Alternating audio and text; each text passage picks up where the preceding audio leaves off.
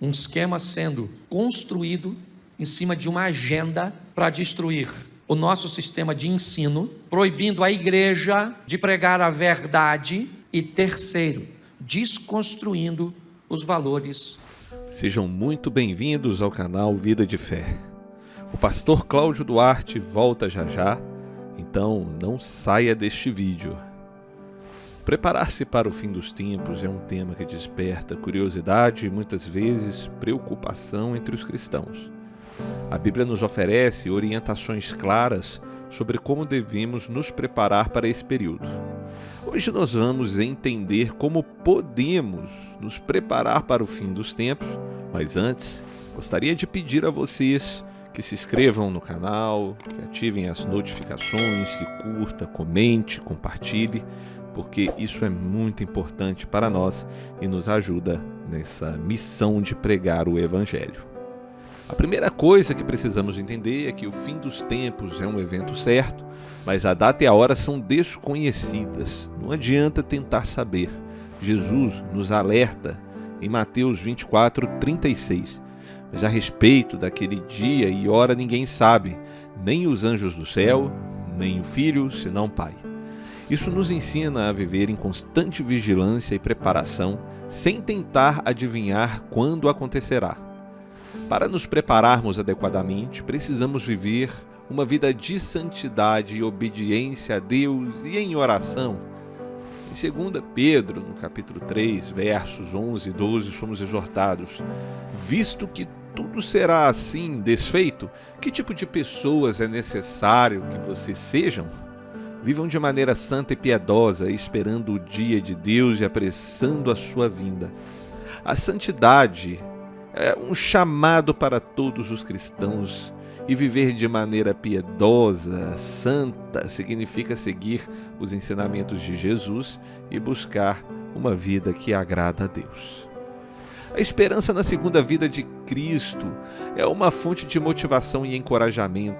Em Tito, no capítulo 2, verso 13, o apóstolo Paulo nos escreve o seguinte: enquanto aguardamos a bendita esperança, a gloriosa manifestação do nosso grande Deus e Salvador Jesus Cristo, a esperança na volta de Jesus nos dá força para perseverar e viver de maneira que agrada a Deus. A preparação para o fim dos tempos é um chamado para vivermos de maneira santa, vigilante e cheia de fé. Ao confiarmos em Deus, orarmos continuamente, meditarmos em Sua palavra e buscarmos a comunhão com os outros crentes, estaremos fortalecidos para enfrentar os desafios que logo virão. Agora, vamos assistir o pastor Cláudio Duarte. Abram suas mentes e corações para receber a palavra deste homem de Deus. Aleluia, isso aí. Ok? Bom, eu quero fazer uma reflexão com vocês. Eu tenho feito uma observação um pouco mais minuciosa no livro de Gênesis. E eu me deparei com duas construções, hoje eu vou falar apenas de uma. Quando nós olhamos para o início da Bíblia, nós vamos enxergar alguns princípios, algumas coisas que precisam ser observadas para entendermos o desfecho dessa história. A Bíblia nos diz que Deus é tão poderoso que, apesar de Gênesis ser considerado o início, ele também já estabelece, já prefigura uma visão do final. Quando nós olhamos os primeiros capítulos de Gênesis, nós vamos nos deparar com a criação, e ela nada mais, nada menos estabelece o modelo pelo qual Deus quer que nós vivamos. Quando Deus começa a chamar à existência as coisas como se elas já existissem. Quando Deus começa a criar, dizendo haja isso, haja aquilo, forme-se isso, forme-se aquilo. O que a Bíblia está dizendo é que modelo o indivíduo que vai povoar a terra precisa viver, o modelo de fé. Por isso que a Bíblia diz que o justo viverá pela fé. E o que é a fé? É acreditar que aquilo que não está ainda diante de seus olhos irá acontecer. E esse é o modelo que Deus estabelece. A primeira coisa que Ele faz, e também nos serve por modelo, é trazer à luz a claridade, o esclarecimento O que Deus está dizendo é tudo que vai fazer, antes de fazer, obtenha informações, traga clareza, traga entendimento. Por isso ele não faz nada no escuro. Depois, sabe o que ele faz? Ele tira da água a terra, porque o Espírito pairava sobre a face das águas. E o que vemos é uma sinalização de que a criação, apesar de ser feita no claro, deve ser feita em ambiente de firmeza, de ambiente firme, de solidez. Muitas pessoas não obtêm sucesso em nada na vida, porque constrói tudo em ambientes movediços, de insegurança, de escuridão. Quando nós vamos ver a história de Adão e Eva, nós vamos descobrir como Deus sinaliza os relacionamentos interpessoais. Aliás, ao olharmos para a Bíblia, basta olhar para os 10 mandamentos e vamos descobrir que 7 deles são focados em relacionamentos interpessoais. Ame teu próximo como a ti mesmo. Honre teu pai e a tua mãe. Não matarás, não adulterarás, não dirás falsos testemunhos, não cobiçarás nada do próximo. Quando olhamos para tudo isso, o que recebemos é a direção. Na história de Adão e Eva, esqueça o pecado e descubra como vai ser a vida de gente que não é capaz de abrir seu coração para falar de suas fraquezas. Quem fala de fraqueza não fala de fracasso. Essa é a grande verdade. Quando nós olhamos para Caim e Abel, sabe o que vemos? Vemos a Bíblia dizendo como é difícil lidar com diferenças. Como é difícil lidar quando pessoas têm coisas que nós não temos, com inveja. E olhando isso mais de perto, eu me deparei com a primeira grande construção feita pela mão do homem, a arca do Noé. Logo à frente nós vamos ver, assim que eles descem, a segunda construção feita pelo homem, a Torre de Babel. Duas coisas tão próximas, com significados tão distintos, com resultados finais tão diferentes. Mas vamos dar uma olhadinha nessa história rapidinha do tal do Noé. E vamos ver o que podemos tirar de resultados, de exemplo para a minha e para a sua vida. Coloca para mim, por favor, Gênesis capítulo 6, verso de número 9. Gênesis 6, 9, diz assim: esta é a história da família de Noé. Noé era um homem justo, íntegro, entre o povo da sua época. Ele andava com Deus. Feche seus olhos. Pai, em nome de Jesus, eis aqui a tua palavra. Continua falando conosco, usa-me como um canal de bênção nesta hora, pelo poder do nome de Jesus. Amém. Glória a Deus. Amém? Isso. A minha tradução diz que Noé era alguém perfeito em suas gerações. Ele era justo e perfeito em suas gerações. Me parece que a história de Noé tem muito a ver com o passado. Quando nós olhamos, por exemplo, para o pai de Noé, Lameque, eu não sei te dizer o que ele fez, mas quando Noé nasce, ele lança uma palavra profética para seu filho de forma extraordinária, dizendo que aquele menino iria fazer diferença na sua geração, e fez. Quando eu olho para o avô de Noé, eu me deparo com nada mais, nada menos que Matusalém. Pastor, o que Matusalém fez? Eu não sei, mas a Bíblia diz que esse cara viveu 969 anos. Nem sei se isso é possível, se a contagem é como a nossa. Eu só sei que se eu olhar para um dos mandamentos, eu vou entender que o camarada que tem longevidade de vida é o que honra pai e mãe. Então eu poderia até dizer, mesmo num contexto meio movediço, que Matusalém era alguém de honrar família. Mas o bisavô de Noé era nada mais, nada menos que Enoque, um homem que andou com Deus e foi levado em glória. Pastor, o que você está querendo dizer? Que Deus está dando o perfil desse cara. E diga-se de passagem, não chega nem perto do nosso. Porque se a gente for depender de um pai, muitas vezes, para ser bem sucedido, se nós necessitarmos de um avô ou de um bisavô para sermos bem sucedidos, nós estamos lascado. Então, quando nós olhamos para o exemplo desse cara, é fácil. É fácil olhar para ele e ver que seu histórico, seu pedigree, seu sucesso em ser colocado no rol dos heróis da fé dos hebreus. Olhar um homem que fez a diferença, que construiu a primeira grande obra realizada por um homem. E não foi algo pequeno. Nós olhamos e dizemos, esse cara fez porque tinha um contexto familiar que lhe dava base para isso. Tá bom, mas eu não tive. Você não teve. Você teve um pai cachaceiro, negligente. Certo? Você teve alguém que, muito pelo contrário, você deve evitar copiar. Então, como é que eu vou olhar para a minha vida e vou pegar esse texto bíblico e vou dizer que eu tenho condições de fazer a diferença? Que eu vou viver o que ninguém na minha família viveu? Que eu vou andar com Deus se minha mãe não andou, se meu pai não andou, ou se anda de qualquer maneira? Ou se alguém dos meus foi pastor, mas foi um pastor de qualquer jeito? Ou se minha família é toda desestruturada? O que é que a Bíblia está querendo me dizer quando me dá como referência um indivíduo tão perfeitinho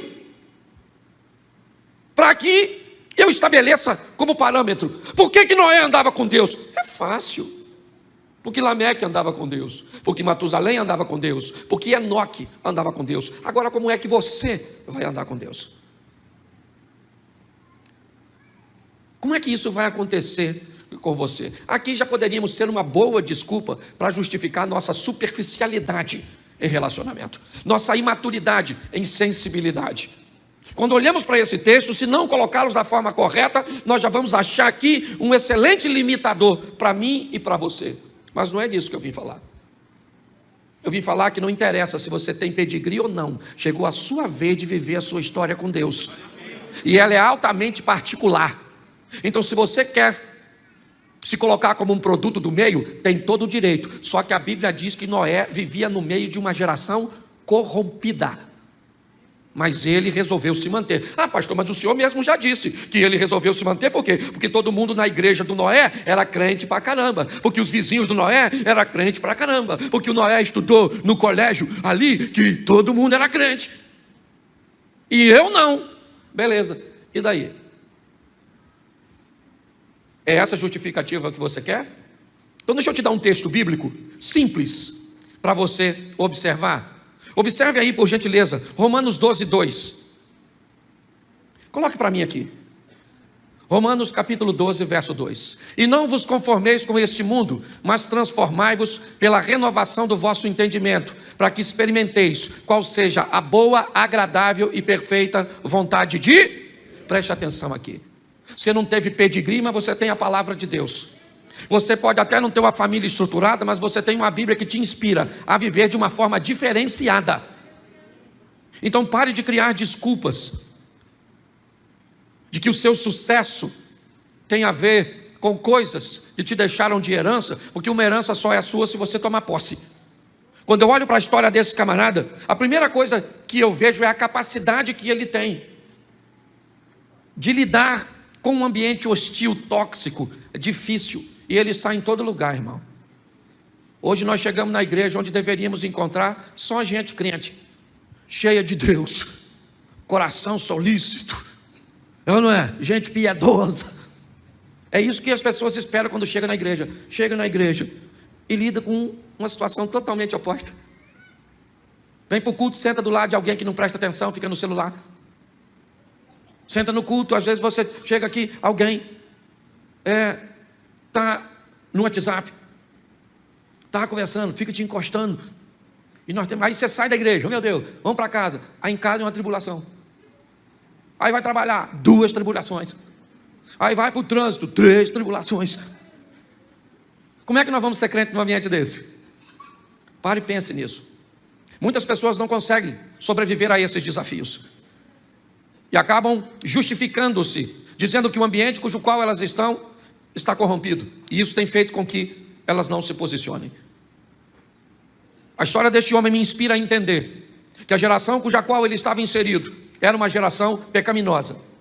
mas ele conseguiu sobreviver. E ele, porque tinha uma estrutura para familiar, mas nós, porque temos o Espírito Santo de Deus. Se eu desse oportunidade para... Quantos aqui tem uma história triste para contar? Levanta a mão. Glória a Deus. Não dá nem para eu dar oportunidade. Senão o culto não acaba nunca mais. Porque quem não tem hoje vai ter amanhã, sim ou não? Então, meu querido, se você quer vir aqui, não, pastor, sofro muito.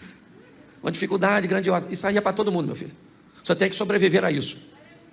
E você não vai... não tem história familiar, não tem vizinho, não tem parente, não tem... Então você tem a palavra de Deus, você tem, né, os exemplos que Deus te deixou para viver. Posso ouvir um amém? Amém. Isso. E o que esse cara vai receber? Uma missão.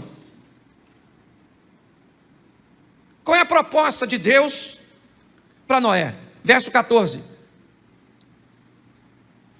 Faze para ti uma arca de madeira de gofé, farás compartimentos na arca e a betumarás por dentro e por fora com betume. Preste atenção que aqui está a missão. Deus vai dizer para Noé o que ele quer que Noé faça. E não é nada fácil. Não é algo cujo qual ele tem habilidade para fazer.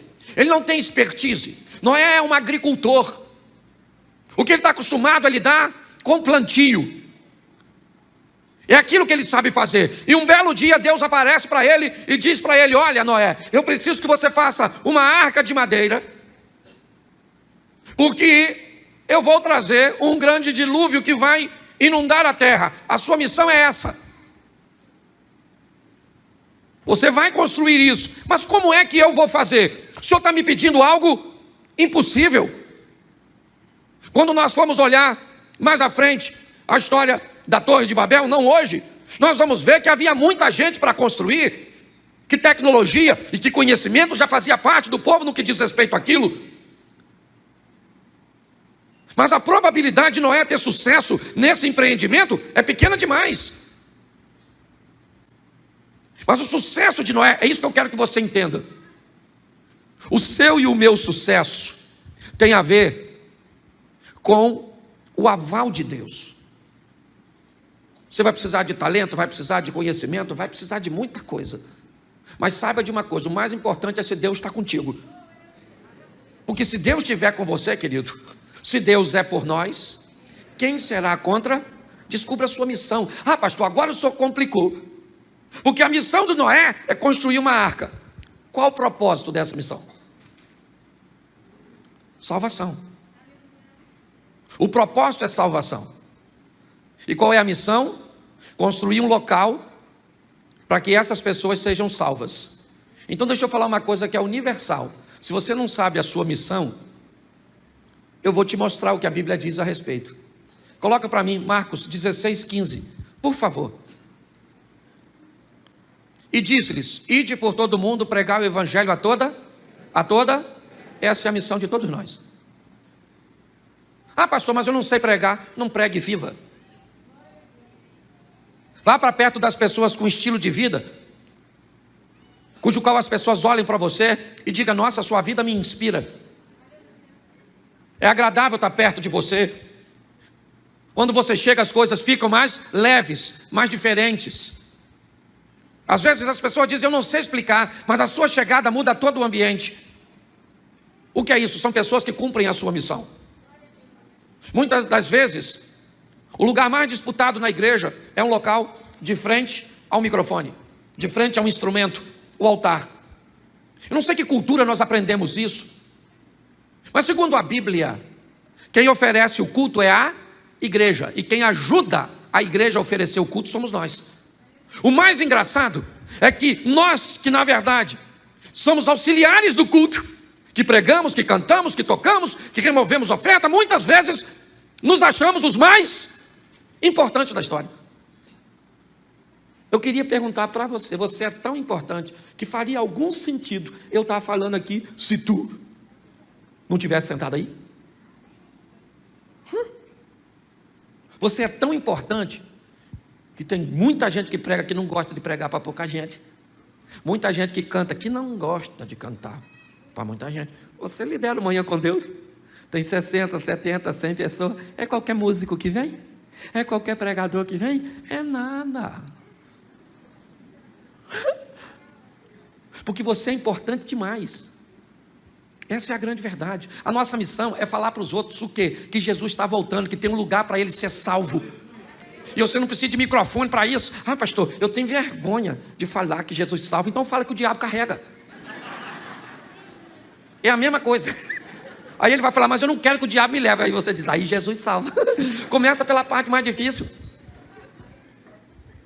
Certo? Então, é muito importante nós entendermos isso. A história do Noé aponta para mim, primeiro, que eu tenho que sobreviver nesse ambiente hostil e ser crente no meio de muita gente que é sem vergonha. Estou na igreja com o pastor e eu posso falar. A igreja tem invejoso? Mentiroso? Mal pagador? Ou se tem gente que tem até experiência forte. Por isso que ela é comparada à arca. Um ambiente sujo. Pensa, hipopótamo. Sabe como é que o hipopótamo defeca? O rabo dele vira uma hélice. É para marcar território, é de comportamento. Ele defeca e o rabo faz assim, ó. Igual hélice de ventilador. Pensa nesse ambiente. Eu queria que você desmistificasse também uma coisa muito simples. Quando Deus orientou entrar na arca, foi um macho e uma fêmea, sim ou não? Mas não foi adulto. Falou só macho e fêmea. Quem já viu aqueles exemplos que parece um elefantão, um leãozão? Não era isso, gente. É só macho e fêmea. Leãozinho. Leãozão era perigoso. Ocupava muito espaço. Sujava muito. Leãozinho você chuta. Entra aí, rapaz. Caramba. Vai embora. Pare e pense. O que eu quero que você amadureça a sua ideia. Sabe o que é? É que é obrigação nossa pregar o evangelho para quem? A toda, principalmente aquelas que nós achamos que não merece. É a nossa missão. Se você não faz isso, querido, você ainda não sabe direito o que é ser crente, o que é ser cristão, é viver com Deus. Faz quase 30 anos da minha vida que pelo menos, se pegar 30 anos, 10 anos eu passei dormindo. Porque a gente dorme 8 horas, 30%, 30 e pouco. Então 10 anos eu passei dormindo. E quase 20 anos aí, pregando o evangelho, falando para pessoas que Jesus é bom, que Ele muda a história, que não interessa como você está sofrendo, Ele pode entrar na sua vida e dar um norte para você. Muitas pessoas me ouviram, outras sequer me ouviram, muitas me rejeitaram. Mas não interessa, eu estou cumprindo a minha missão. É importante nós entendermos. Saia daqui hoje, para onde você estiver, pegar alguém, querido, você conhece Jesus? Não? Pois bem, Ele te ama. Eu não sei nem falar mais quase nada, mas Ele quer salvar você. Sabe, Ele te ama e quer te salvar. Você quer saber mais uma coisa? Eu vou na igreja, porque eu também estou no começo. Mas é assim que funciona. Se nós entendermos isso, essa é a nossa missão. Agora, terceiro, qual era o propósito disso? Para que é? Verso 19. Põe o 19, por favor. E de tudo que vive, de toda a carne, 2 de cada espécie manterás na arca, para conservares vivo contigo, macho e fêmea serão. Preste atenção. O que Noé está construindo é o único local que a salvação vai estar. Não vai ter outro. A hora que o dilúvio chegar, tudo aquilo que estiver fora da arca, eu acredito que você conhece um pouquinho de Bíblia, né? Existem umas coisas no Velho Testamento chamada tipologia, aquilo que aponta para Cristo, e a arca é uma delas. O único local onde haverá vida durante o dilúvio é a arca. O único local que haverá vida depois dessa morte, nós já vamos ver um pouquinho mais à frente, é em Cristo Jesus. E o grande desafio hoje de pregarmos o evangelho é o mau comportamento das pessoas que se intitulam cristãos e que vivem perto de nós. As pessoas me dizem assim: pastor, para eu ser crente igual meu vizinho, para eu ser crente igual meu pai, para eu ser crente igual minha mãe. E quem é que disse que tem que ser igual a ele? Porque quando você quer ser rico, você quer ser rico igual o Neymar. Aí na hora de pegar exemplo para coisa boa, você pega o exemplo lá em cima. Mas na hora de coisa ruim, você pega exemplo negativo.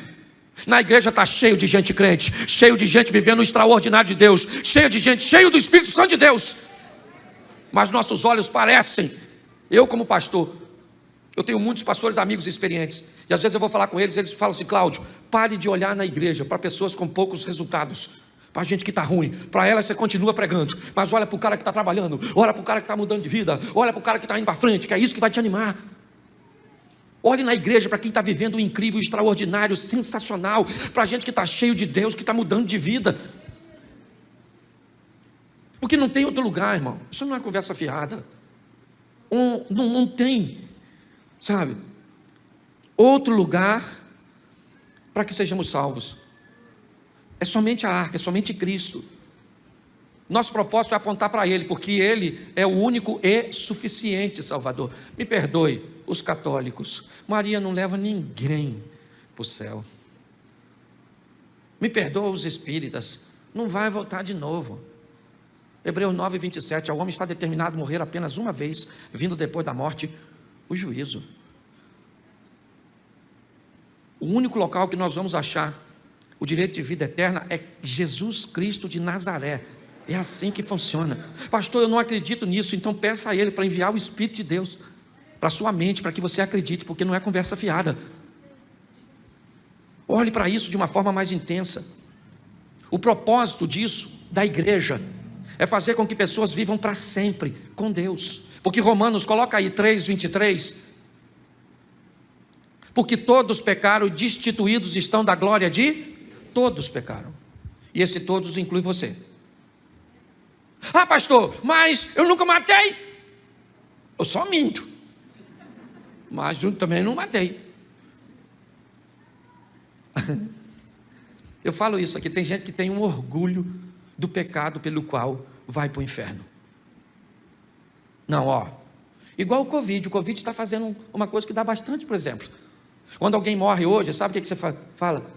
Ah, morreu? Morreu, mas graças a Deus não foi de Covid. Infartou. Mas não morreu? Mas graças a Deus. Certo? Tem gente que tem orgulho. Eu vou para o inferno, mas não é para o adultério. É só porque eu sou nervoso e falo uns palavrão. Isso vai dar uma confusão lá na porta. Por que você veio? Eu nem pensei que vinha. E você? Você está rindo, mas é sério. Então todos, olha para quem está do lado e diz assim: todos, inclusive você. Isso. É só para ninguém ter mais direito a falar nada do outro. Todos pecaram, todos pecaram.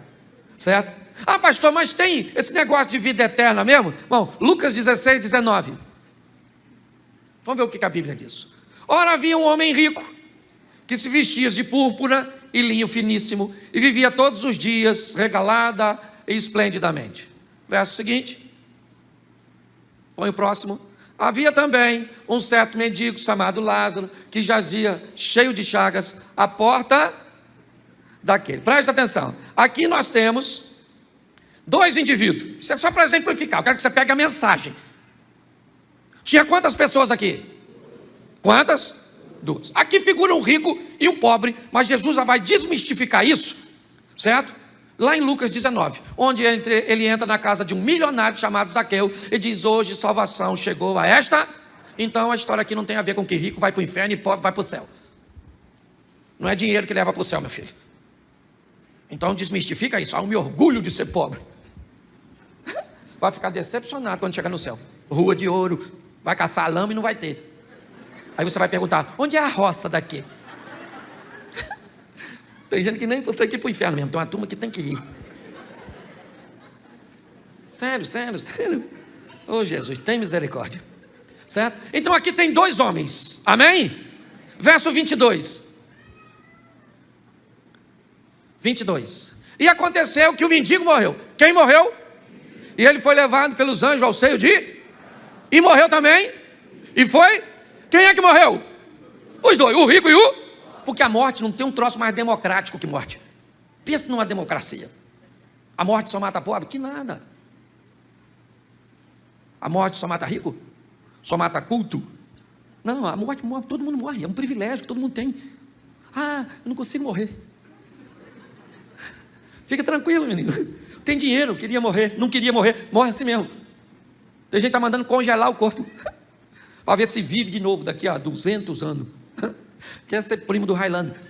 Não vai rolar. Então não morreram os dois? Sim ou não?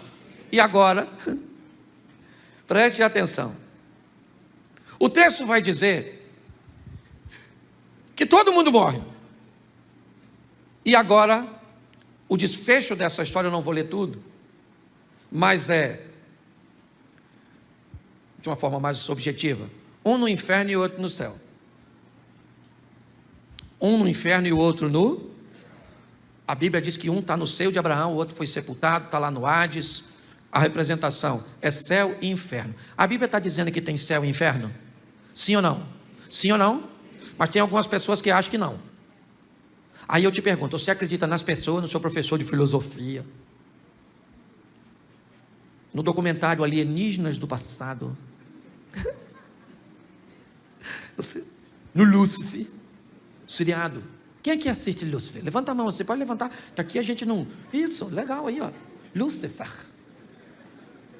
Quando eu era garoto, se eu falasse essa palavra em casa, não tinha dente na minha arcada dentária, só próteses. Você está rindo, mas é sério. Mas é céu e inferno. A Bíblia está dizendo que tem. E quem é que diz que não tem?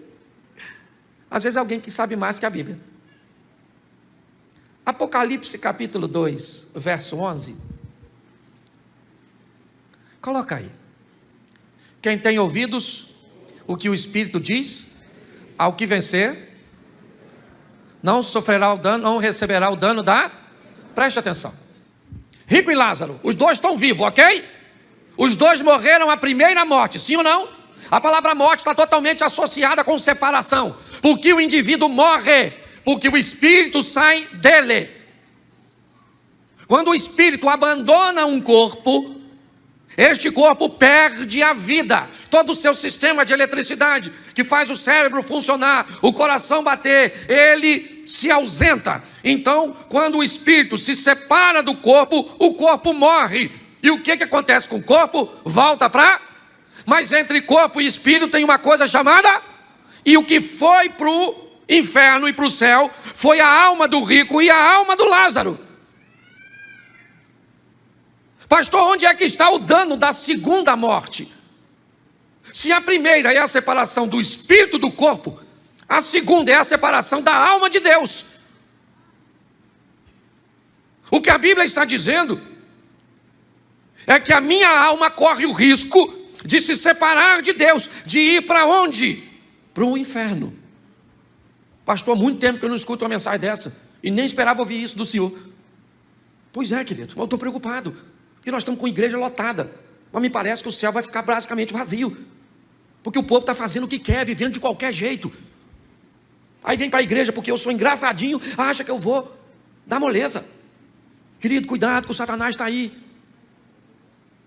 Querendo o quê? Roubar, matar e destruir seu casamento, sua família, sua fé, te levar para onde ele está, porque a Bíblia diz que o inferno foi feito para Satanás e para seus anjos, mas ele não quer ficar sozinho, quer levar eu e você. Ah, pastor, mas é difícil. A tentação. Difícil só para tu?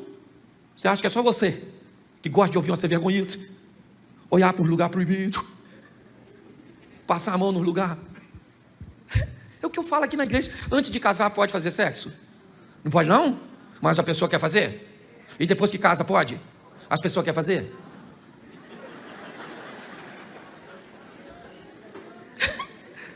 Pastor, só é engraçado. Engraçado é você. Olha só. O que a Bíblia está dizendo para mim é o seguinte: existe um propósito, ele é salvação, porque todos pecaram. E o que nós vamos fazer mediante isso? Nós vamos entender que nós não queremos receber o dano da segunda morte. Mas pastor, como é que eu vou fazer isso? O senhor começa dizendo que o Noé foi bem sucedido porque teve pedigree. Beleza, eu não tenho, o senhor me aponta a Romanos dizendo que eu tenho que renovar minha mente, buscar exemplos positivos, andar com gente boa, ler coisas boas para conseguir me firmar. Até aí tudo bem. Aí o senhor diz que a minha missão é pregar o evangelho, porque o propósito daquilo que eu estou fazendo é tirar pessoas do inferno e colocar no reino de Deus, através da cruz, certo? Da arca, uma porta só, que quem fecha é Deus. É assim que funciona. Por quê? Porque eu não quero receber o dano da segunda morte. Mas onde estão os meus recursos para eu conseguir condições de vencer isso? Como é que eu vou conseguir? Coloca para mim Gênesis 6,18. Volta lá no Noé. Porque quando Deus diz a ele que ele vai fazer uma arca, preste atenção. Mas contigo estabelecerei o meu pacto, e entrarás na arca, tu e teus filhos, e a tua mulher, e a mulher dos teus filhos contigo. Noé jamais imaginou que os recursos cujo qual ele ia fazer algo tão grande estavam tão perto deles, ou dele, sua própria família, sua própria casa. A coisa mais poderosa que temos é a nossa família. Isso é extraordinário para todos nós. Ela é tão poderosa. Quando eu olho para a igreja, sistema de ensino e família, são as 3 instituições mais poderosas do mundo. Uma rainha disse uma vez: eu tenho mais medo de crentes de joelho do que do meu exército de pé. Hoje nós vemos no Brasil, um esquema sendo construído em cima de uma agenda para destruir o nosso sistema de ensino, deformando matrizes nos nossos filhos. Segundo, proibindo a igreja de pregar a verdade. E terceiro, desconstruindo os valores familiares. Me perdoe, você pode ir embora da igreja, mas se você quiser falar comigo e tiver argumento, meu gabinete está ali. O William pode até autorizar a subir. Se você é crente e diz que quer ser comunista ou socialista, suba aquelas escadas e me fala uma história dessa de sucesso. Você sabe o que me deixa mais triste? É que a maioria das pessoas que dizem que querem ser e que acham que é certo, nem sabe o que significa. Nem sabe quais os países hoje. Nem sabe quanto o povo teve que pagar. Esquece Bolsonaro, eu não sou bolsonarista, eu sou pró-governo, é diferente. Eu sou pró-povo. Eu não quero bem-estar de igreja, de crente, de hétero, de branco. Eu quero o bem-estar do povo. Nossa nação merece respeito e é isso que eu tenho pregado aqui.